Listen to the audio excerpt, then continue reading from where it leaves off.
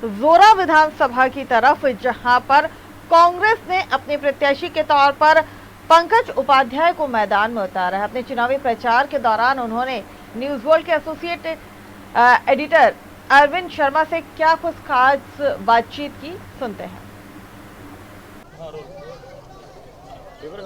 हम हैं जौरा विधानसभा में, हमारे साथ है कांग्रेस प्रत्याशी पंकज उपाध्याय जी। पंकज जी, जिस तरीके से आपका चुनाव प्रचार चल रहा है और ये उपचुनाव हो रहा है, उपचुनाव का समय तो नहीं था मगर इसके बाद भी उपचुनाव हो रहा है, क्या मानते हैं? बिल्कुल आपने सही कही, ये बात उपचुनाव का था नहीं समय ये लेकिन चुनाव जैसा ही हो गया है। ये चुनाव को मेरा दृष्टिकोण चुनाव जैसा है।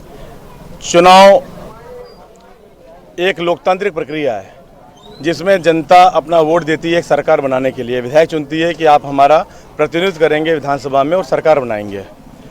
बीजेपी ने लोकतंत्र की बिल्कुल हत्या करी है। 35 से 50 करोड़ रुपया देकर एक एक विधायक को खरीदा, 25 विधायक खरीद कर सरकार गिरा दी।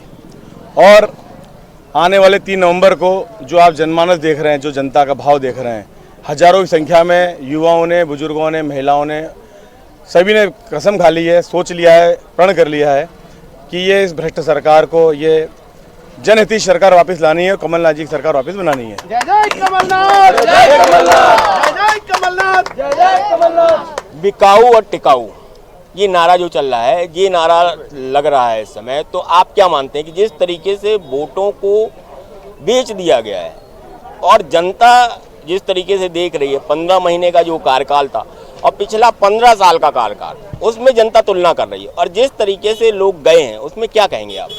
अभी हमारी एक सभा थी यहाँ पर, पचबिगा है, 2 दिन पहले बीजेपी की सभा थी, शिवराज सिंह चौहान आए थे, कल ज्योतिरादित्य सिंधिया आए थे केलारस में।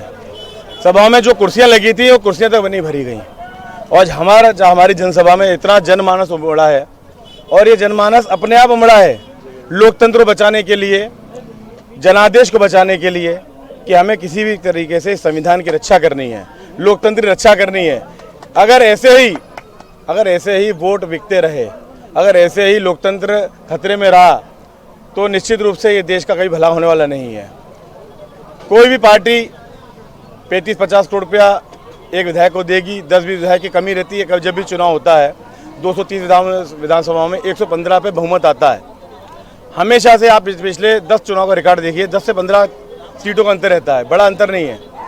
अगर पैसे के बल पर, बाहुबल पर यह सरकार बनती रहेगी तो फिर लोकतंत्र बचेगा कहाँ, प्रजातंत्र बचेगा कहाँ, संविधान की संरचना ही बिगड़ जाएगी।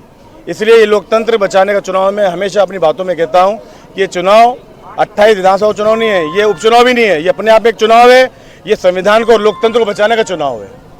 पंकज, 3 ऐसे काम जो आप जीतने के बाद करोगे यहाँ की जनता के लिए? सबसे पहला जो मूलभूत आवश्यकता है, बिजली, पानी और सड़क, ये मेरा पहला है। कई लोग इन तीनों को अलग अलग बांट देते हैं, ये मूलभूत है ये, और ये इनका संवैधानिक अधिकार है। बिजली, पानी और सड़क। हमारा देश, हमारा जौरा देश के आज़ाद होने के 70 वर्ष बाद भी इतना पिछड़ा हुआ है कि जिसकी कोई आप कल्पना नहीं कर सकते। मैं कल कुंवरपुर नाम का गाँव है, वहाँ पर जनसंपर्क कर रहा था, जाता रहता हूँ।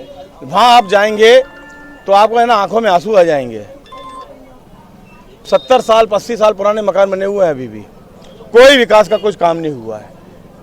प्रधानमंत्री आवास योजना का वहाँ पे कोई मुझे 1% काम नहीं दिखा। जहाँ तक आपने पूछा 3, मेरा मेन फोकस, मेन उद्देश्य युवाओं के लिए है।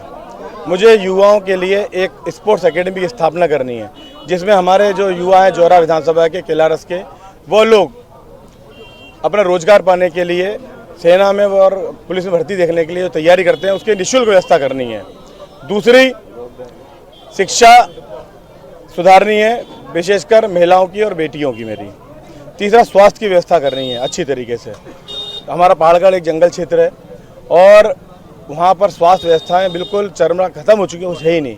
आदिवासी लोग हैं, पिछड़ा वर्ग है, दलित लोग हैं, उन लोगों के लिए मुझे बहुत सारा काम करना है। ये मेरी 3 प्राथमिकता है और जो पहली प्राथमिकता है वो मूलभूत आवश्यकता है।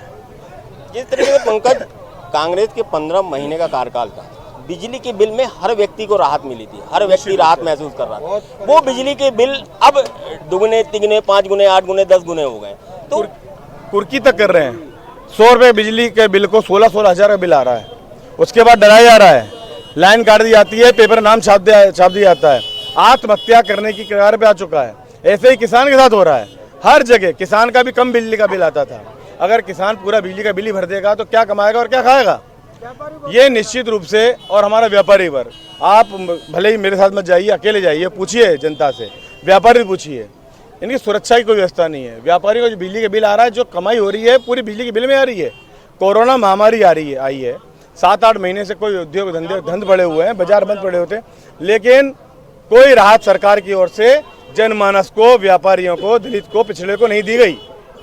18,000 का बिल तो मेरा तो आपने देखा ये पंकज उपाध्याय जी जिस तरीके से काम कर रहे हैं और लगातार जनसंपर्क में है और मूलभूत सुविधाओं को लेकर यहाँ पे काम किया जा रहा है। उनका कहना है कि यदि वो जीतते हैं तो सबसे पहले मूलभूत सुविधाओं की बात होगी, मूलभूत सुविधाएं होंगी और लोकतंत्र बचाने की इस कवायद को जो उपचुनाव है उसको लोकतंत्र बचाने की बात कर रहे हैं। साजिब के साथ अरविंद शर्मा, न्यूज वर्ल्ड, जोरा।